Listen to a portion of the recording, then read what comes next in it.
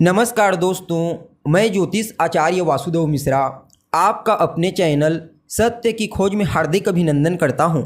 दोस्तों, आज का यह ज्योतिष का कार्यक्रम आप लोगों के लिए यानी कि मकर राशि वालों के लिए बड़ा ही खास कार्यक्रम साबित होगा।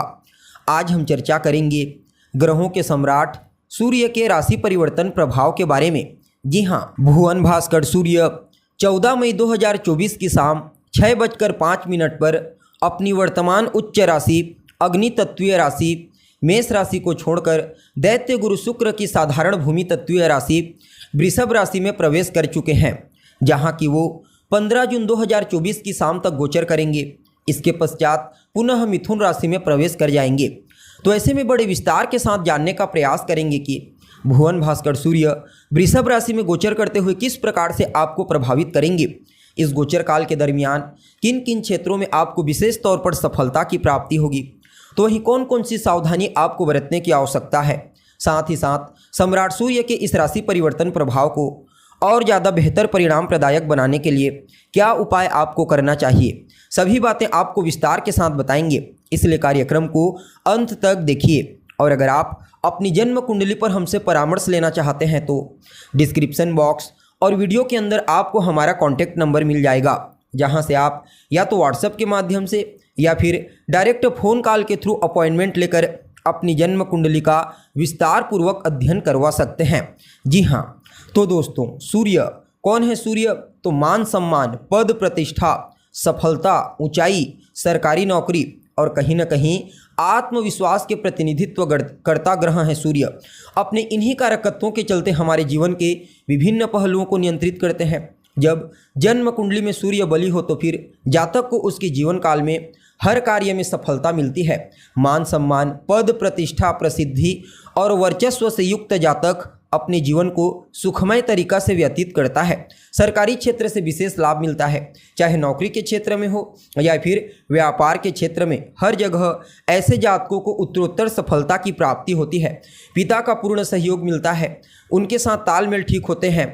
जबकि सूर्य अगर किसी भी प्रकार से पीड़ित होते हैं तो उस कंडीशन में पहले तो सफलता मिलने में कठिनाई आती है, बहुत ज़्यादा संघर्ष करना पड़ता है। उसके बावजूद मेहनत के अनुरूप सफलता की प्राप्ति नहीं हो पाती।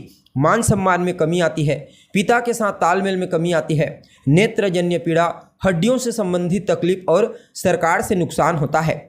इसलिए सूर्य का बलवान होना बेहद आवश्यक माना जाता है, चाहे फिर गोचर कुंडली में हो या जन्म कुंडली में। अब देखा जाए तो यह जो वृषभ राशि है यह सूर्य की शत्रु राशि है, लेकिन अगर आप समझने का प्रयास करेंगे तो इस वृषभ राशि में पहले से ही देवगुरु बृहस्पति गोचर कर रहे हैं, जिन्हें हमारे जीवन में बहुत ही महत्वपूर्ण ग्रह का दर्जा दिया जाता है। उनके साथ युति बना करके गोचर करेंगे।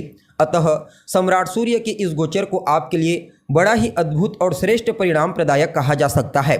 जी हाँ, अब देखा जाए तो आप सभी मकर राशि के जातकों के लिए सूर्य का यह गोचर आपकी राशि से पंचम भाव में हुआ है। अब यहाँ पर सूर्य आपके अष्टम भाव के स्वामी अर्थात आपके अष्टमेश बनकर के पंचम भाव से गोचर करेंगे देवगुरु बृहस्पति के साथ, जो आपके तृतीय भाव और आपके द्वादश भाव के स्वामी बनते हैं। अतः इस गोचर काल को आप सभी मकर राशि के जातकों के लिए कुछ मामलों में बड़ा ही उत्तम तो कुछ मामलों में सावधानी बरतने वाला कहा जा सकता है। सबसे पहले तो यहाँ पर एक प्रकार से ये दोनों के दोनों ग्रह वैज्ञानिक योग का निर्माण कर दिए हैं, जो कि अत्यंत ही श्रेष्ठ है। अतः जो रिसर्च के फील्ड के विद्यार्थी हैं, अध्ययन करने के लिए समय बड़ा ही उत्तम कहा जा सकता है। तो वहीं देखा जाए तो तंत्र मंत्र साधना के लिए भी, यानी कि अगर आप गुप्त मंत्र की साधना करना चाहते हैं, गुरु दीक्षा लेकर के सिद्धि प्राप्त करना चाहते हैं, तो निश्चित तौर पर आपको इस गोचर काल के दरमियान सिद्धि की प्राप्ति हो सकती है। यूँ समझ लीजिए, अध्यात्म के दृष्टिकोण से अध्यात्म के मार्ग पर अगर आप अग्रसर होने का प्रयास करते हैं तो इससे बढ़िया समय आपको और मिल ही नहीं सकता। हालांकि कुछ मामलों में खराबी भी आपको देखने को मिलेगी, क्योंकि यहाँ पर सम्राट सूर्य आपके अष्टमेश भी बनते हैं। तो पहले तो यहाँ पर गर्भवती महिलाओं को अपने ऊपर विशेष रूप से ध्यान देने की आवश्यकता है। जी हाँ, अगर आप किसी भी समस्या से ग्रसित हैं और अगर उसका उपाय पहले से ही आपको मालूम है तो यह अच्छा होता है। इसलिए जितना ज़्यादा हो सके गर्भवती महिलाएं इस गोचर काल के दरमियान अपने खान पान पर, अपने रहन सहन पर ध्यान दीजिए। हालांकि यहाँ पर देवगुरु बृहस्पति भी साथ में होंगे तो काफ़ी हद तक प्रोटेक्ट करने का प्रयास तो करेंगे, लेकिन फिर भी देवगुरु बृहस्पति पाचन तंत्र के कारक होते हैं और पेट के होते हैं, और ये पंचम भाव तो आपका पेट का ही होता है। अतः अगर आप अपने खान पान पर नियंत्रण नहीं करते हैं तो पेट से संबंधित परेशानी, डाइजेशन से संबंधित प्रॉब्लम आपको अवश्य फेस करनी पड़ेगी। जी हाँ, अब देखिए देवगुरु बृहस्पति यहाँ पर आपके 12वें स्थान के स्वामी बन करके और आपके तीसरे स्थान के स्वामी बन करके पंचम से गोचर करेंगे। तो अगर आप अपने जन्म स्थान से दूर चले जाते हैं, विदेश जा कर के पराक्रम करते हैं, पुरुषार्थ करते हैं, मेहनत करते हैं, तो समझ लीजिए आपका भाग्योदय हो जाएगा। ज़बरदस्त मात्रा में आपको धन की प्राप्ति होगी। आप अपनी बौद्धिक क्षमता का, अपने कम्युनिकेशन स्किल्स का इस समय सही तरीके से इस्तेमाल कर पाने में कामयाब होंगे। कुछ महत्वपूर्ण डिसीजन आपके द्वारा लिया जाएगा जो कि आपके लिए तो अनुकूल रहेगा। साथ ही साथ जिन चीज़ों को आप दृष्टि रख करके वह डिसीजन लेंगे, उन चीज़ों के प्रति भी वह आपके लिए बड़ा ही प्रॉफिटेबल और सहयोगी साबित होगा। और कहीं ना कहीं संतान को लेकर के भी थोड़ी बहुत परेशानी आपके मन में देखने को मिल सकती है, चाहे संतान के करियर को लेकर के हो या फिर उसकी शिक्षा को लेकर के, उसके गलत आचरण को लेकर के। जी हाँ, देखिए ऐसा होता है ना कि संगति का प्रभाव पड़ता है।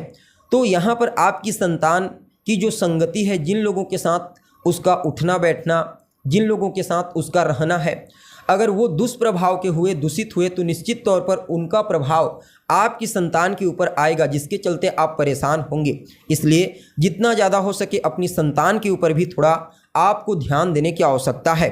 बाकी यह गोचर आपके करियर के दृष्टिकोण से, ऊंचाई के दृष्टिकोण से बड़ा ही उत्तम साबित होगा। इस समय को और बेहतर बनाने के लिए आप रोजाना आदित्य हृदय स्तोत्र का पाठ कीजिए, गायत्री मंत्र का जाप कीजिए, अपने पिता का सम्मान कीजिए, अपने बॉस का सम्मान कीजिए, उनका कहा मानिए, भूल करके भी उनका अपमान आपको नहीं करना है। रविवार के दिन हो सके तो नमक का त्याग करें और सूर्योदय के बाद तक सोने से बचिए। बाकी समय आपके अनुकूल रहेगा और जो कुछ भी छोटी मोटी परेशानियां आपको बताई गई हैं उनसे आपको परेशान होने की आवश्यकता नहीं होगी। जी हाँ, तो दोस्तों हमें उम्मीद है जानकारी आपको पसंद आई होगी। जानकारी अच्छी लगे तो इसे अपने दोस्तों के साथ, अपने रिश्तेदारों के साथ शेयर अवश्य करें। अभी के लिए बस इतना ही। पुनः मुलाकात होगी एक नए और ताज़ा एपिसोड में। तब तक के लिए नमस्कार।